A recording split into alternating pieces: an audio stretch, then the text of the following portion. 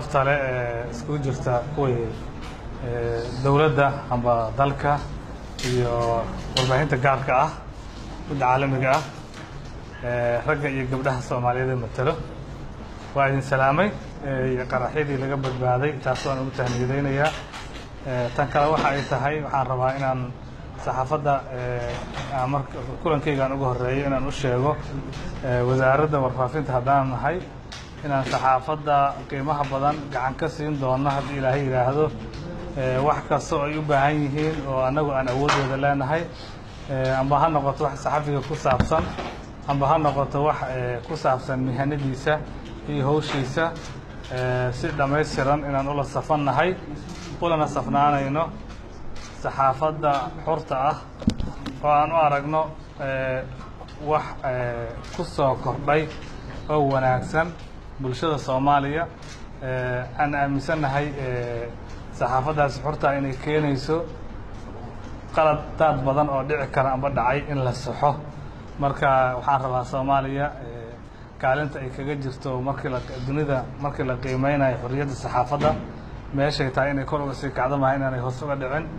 marka waxaad ku tashanaysaan inaan idinla safanahay taageerina kaliya waxaan rabaa saxafi weyn oo Soomaaliya mar uu dhintay Tera ayaa warkiisa la soo daayay marka waxa uu yiri saxafiga qofka ah dhaxdhaxaad ka maahan xaaladaha amba qadiyadaha dalkiisa laakiin dhaxdhaxaad ka maahan macnaheedu ma ahan inuu qofka uu amba been u sheeg leeyahay ama propaganda sameey leeyahay laakiin waxa looga jeedaa waxaad ka hadlaysaa waa gurigaaga iyo naftaada iyo dalkaaga wuxuu la mid yahay labadaas marka si amaano leh oo wadaniyad leh oo tixgelin leh xaaladaha iyo duruufaha dalka uu maray in looga hadlo laakiin mar kale aan ku celina si dhammaystiran waxaan ula safanahay waxa la yiraahdo xorriyadda saxaafadda oo lama taabtaan anaga agteena ka ah dawladda sarna aan ku bitar taas haddaan meeshaas uga baxo dhawaan waxaa dalka booqasho ku yimid wafdi ballaaran oo horkacayay ra'iisul wasaaraha dalka Itoobiya Dr. Abiy Ahmed waxaa ku yimid martiqaad oo madaxweynaha Soomaaliya u fidiyay inuu Soomaaliya soo booqdo oo ziyaarooyinka la isdhaafsado runtiina booqashadaas waxay ahayd booqashada dalka Soomaaliya dadka Soomaaliya muhiim u ah kulan muhiim ah ay yeesheen madaxweynaha sarkeen ra'iisul wasaaraha sarkeen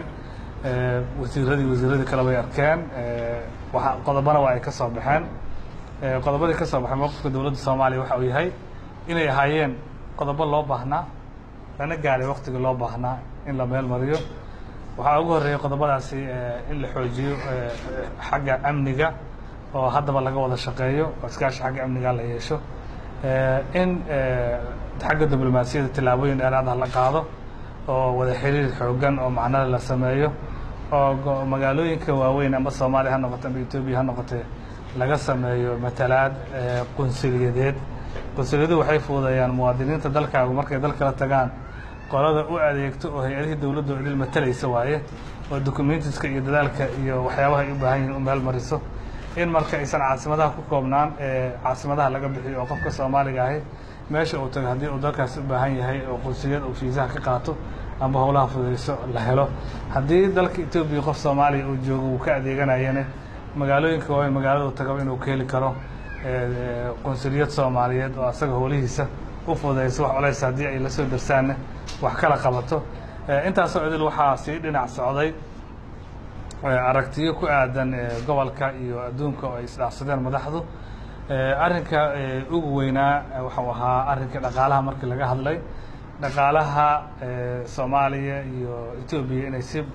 xoogan isu kaashadaan oo dhaqaalaha gacan iska siiyaan ayaa lagu heshiiyey dhaqaalaha muuqaal badan uu yeelan karay wuxuu yeelan karaa maalgashiga uu yeelan karaa isu socodka oo carabka lagu dhuftay oo maaragtay dadku ay isu socdaan badeecaduhuna ay isu socdaan adduunyada waxaa laga hadlaa had iyo jeeraale in la xoreeyo xoolaha iyo xarakada ama dhaqdhaqaaqa dadka in la xoreeyo qofku markuu meesha uu rabo tagi karo meesha uu rabana uu wax geysan karo meesha uu rabana wax ka soo saari karo waxaa ka dhasho kobac dhaqaale oo macno leh dadka Soomaaliduna waa dad firfircoon bariga Afrika ayaan deganahay koonfur Afrika qaaradda koonfurteeda markaad tagtid dad tiro leh oo tayo leh oo dalkaas dhex muuqdo oo Soomaaliya ay u tagaysaa galbeedkay joogaan bartamahay joogaan bariga Afrika ay ku fidsan yihiin dadkaasi iyaga ah waxay u baahan yihiin in loo abuuro fursado shaqo iyo aagga ay dhaqdhaqaaqayaan ama ay ku dhaqdhaqaaqayaan in loo ballaariyo oo la yidhaahdo dal hebel baa tegi kartiin shuruucdaasaan la gaarnay dal hebel baa tegi kartiin shuruucdaasaan la gaarnay xoolihiinu waa madmuun la idima dhici karo sharci baa ilaalinayo heshiisyo dowladda ay galeen baa ilaalinayo in la yidhaahdo waxaa la isla soo qaaday oo la isku afgartay ama la isku waafaqay in dekada la sameeyo dekadahaas 4 dekadood bay noqonayaan oo ballaaran oo maalgashi loo raadiyo maalgashiga waxaa laga yaabaa dadku markay maqlaan inay u haysaan un labada dowladood inay maalgelinayaan laakiin hay-adaha maalgelinta adduunka iyo dowladaha maalgashado iyo sharikadaha waaweyn iyo shakhsiyaadka wadamada labada dal ka soo jeeda intuba waxay noqonayaan dad maalgashan karo oo maalgashigu cid kasta u furaya ciddii u aragto in halkaas ay suuragal tahay inay ribix ka hesho marka dekadahaas in la sameeyo dekadaha waxaa hoos socdo jidad waaweyn oo dekadaha ka bilowdo oo badeecadu meeshay ku degto iyo meeshay u socoto isku xidho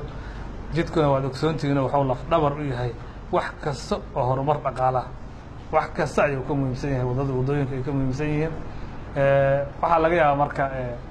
dad badan inay isweydiiyaan haddii dekadaha dalka samaynayo maxaa keena dal kale inuu shirko kula noqdo markii dekada la samaynayo waxa ugu horeeya oo la fiiriyo waxaa waaye dekadaasi dadka ay u adeegayso tiradooda iyo awooddooda wax iibsiga markii Soomaaliya ay ku kooban tahay oo dekada Soomaaliya ay isticmaalaysana waa waji markii Ethiopia iyo wadamada ka sii gadaaleeyo ay nala wadaagayaan dekadu si kala xataa qorshuhu waa kala gedsan yahay baaxadu waa kala gedsan tahay badeecada loogu talagalay waa kala gedsan yahay wadada nafsadeeda culayska qaadayso loogu talagalay way ka gedsan yahay ma garatay marka la dhisayo culayska qaadayaan loogu talagalay wadooyinka habka loo dhis waa kala gedsan yahay marka arrimahaas oo idil ayaa laga hadlay runtii waa arrimahan isleenahay dadka joogana way anfacaysaa mustaqbalka inay anfacaysaa dadka Soomaalida waxay isweydiin karaan xaqayna u leeyihiin inay isweydiiyaan maadaama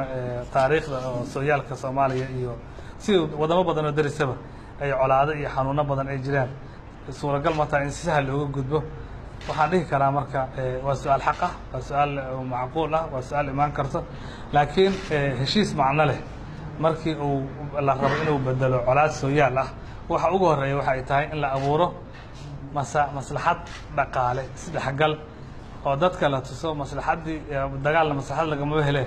maslaxadda ay nabadda ka helayaan wadamadaas inay heshiis ahaadaan inay ka weyn tahay inaanay iskaashan maslaxadda ay ka xaqiijin karaan marka waxa su'aashaas ay macnaha aan uga jawaabayay ama aan rabaa inaan idhaahdo dadka Soomaalida ah iyo dadka Etoobiyaanka ah labada dal markay iskaashadaan oo siyaabo kala gedisan ay isu kaashadaan waxay la tahay in nabad aad iyo aad oo sal adag ku fadhiso oo aan siyaasadda ku xirnayn rabitaanka bulshooyinka ku xiran inay meeshaas ka dhalan karto intaas waxaa kasii gedisan annaga waxyaabaha noogu fiican oo adduunyada aan haysano dalkeena iyo dadkeena waaye dalkeena waxyaabaha aan dibadda ka helna waxa ugu qaalisan waa biyaha macaan wabiyada waaye wabiyada waxay nooga yimaadeen Ethiopia nooga yimaadeen wabiyada maamulkooda oo aan caalami ah jirto laakiin dawladda ay ka soo burqadaan iyo dawladda ay ku dhamaanayaan labaduba qorshe midaysan ay isla og yihiin ayuun bay wax uga bedelaan adduunka markii laga hadlo wabiyada aan halka dal ku koobnay inay gudbo marka kaalin iskaashiga waa dhaqaale oo generation hadda joogo wax ku dheefo oo kuwa dambe ay wax ku dheefaan ayaa lagu heshiiyay in la sameeyo dabcan guddiyo isku dhafaha la samayn doonaa khubara la samayn doonaa meelaha waxaa laga bilaabaya la samayn doonaa si loo maalgelinayo shuruucda intaas markii la sameeyana dawladdu waxa ay dhex mari doonaan howlahaasi mu'asasaadka dawladda sida loo kala leeyahay ama ha noqoto qaybta fulinta xukuumadda ama ha noqoto baarlamaanka oo heshiisyada caalamiga ansixiyo ama ha noqoto madaxweynaha ama madaxtooyada oo marka dambe sharcigaas dhaqangalka ka dhigo intaasoo idil ay mari doonaan laakiin xilli cusub iyo waji cusub iyo marxalad cusub in labada dal uu bilowda go'aanka u ahaa waa mahadsantiin waxaan rabaa in lagu noqdo warka ra'iisul wasaaraha Itoobiya meelo badan aan ka akhriyay runtii aadna waan u dhuuxay waxaa kala gedisan markii laga hadlayo geeska Afrika iyo wadamada geeska Afrika iyo iskaashigooda iyo markii labada dal xiriirkooda laga hadlayo labada dal xiriirkooda markii laga hadlayo waxaa laga hadlay oo la isla maaldigay xiriir diblomaasiyadeed oo qoto dheer qunsuliyado dekado amni iskaashi laba dal madax banaani la xurmeeyo dal la arka nabadgelyadiisa oo laga shaqeeyo la iska kaashado arrimahaas markii laga hadlayo qodob kastoo labada dal ayaa ku qoran marka laba dal oo iskaashanaysa oo isdhinac degan oo daris ah ayuu ahaa warka halkan ka soo baxay waana hanaanka annaguna aan rabno iyaguna ay rabaan laakiin dhaqaalaha adduunka ayaa wuxuu ku socdaa iskaashi ballaaran ra-iisul wasaaraha waxaan meelahan ka akrinayay inuu yidhi inaan noqono sidii yurub ama sidii maraykan ama sidii imaaraadka aan mustaqbalka arrin mustaqbalka ah asagoo ka hadlaya inuu saas uga hadlay laakiin anaga Soomaali hal dal inaan isku noqono aniga warkaan akhriyay saas ma ahayn marka waan jeclaan lahaa saxaafadda iyo dadka wax sameynaya inay qodob war markaad akhrisid waxaa lagu noqdaa asalkana waa lagu noqdaa oo hadalka meel lagama soo naqliyo waxaa kaloo lagu daraa si guudna waa loo akhriyaa asagoo oo dhimankiisa wato hadalka oon qaybir aysan ka soo go'in alxaasil heshiisku waa laba dal iskaashigu waa laba dal wax wadaaggu waa laba dal diblomaasiyaddu waa laba dal dekadahana waxaan kaga hadalnay inay arrinkaas laba qaran oo daris ah oo isdhex degan haddii berrito ay geeska africa isku furmo oo dhaqaalihiisa isku furmo qaaradda africa dadka saxaafadda dhalinyaraha ay u badan yihiin waxaa socda waxaa la yidhahda Cairo and Cape Town waxaa la yidhahda in Cape Town oo koonfur africa iyo magaalada qaahir in qaaradda la isku xiro ay dhaqaaluhu isku furmo macnaheedu haddii tarin la iskula xiro oo dekada la iskula xiro oo baabuur wadooyin la iskula xiro macnaheedu maaha in qaaradda africa hal dowlad ay noqotay yuruba hadda saas oo kale iskula xiran maaha yurub in hal dowlad noqoto soo saas dowladda arka khusuusiyaadkeeda leedahay laakiin amba lacagay ka midoobayaan ama ganacsiga ka midoobayaan ama cashuuray ka midoobayaan dekeday ka midoobayaan waxyaabo ay u arkaan dadka noloshiisa inay muhiim u tahay oo dhaqaaluhu meeshuu jooga ay ka dhaqaajinayso marka arrinka dekadaha haddii aan u imaado dekada bilaayo laysama soo qaadin laakiin waxaa laga hadlay dekado afar ah in la isla maalgashado oo la dhiso hadda waxay ku xirnaa doontaa tala bixinta khubarada waxay ku xirnaa doontaa gunaanadka golaha wasiirada ee isdhaafka ay sameeyaan waxay ku xirnaa doontaa maaldeeq bixiyaasha meelaha ay u heelan yihiin in wax laga dhigo waxay ku xirnaa doontaa maalgashiga loo helo waxyaaba badan ay ku xirnaa doontaa laakiin heshiisku waa afar dekadood oo muhiim ah dabcan waa dhici kartaa waxyaabaha qaarkood ama meelaha qaar in madaxa lagu hayo laakiin dekada bilaayo mana la qorin mana la qoondin gaar ah heshiiska imaaraadka ee dekada barbara dowladda Soomaaliya ma diidin mana ka diidin nuxurka qodobada uu ka kooban yahay laakiin waxa la diiday waxay ahayd hanaanka uu dhacay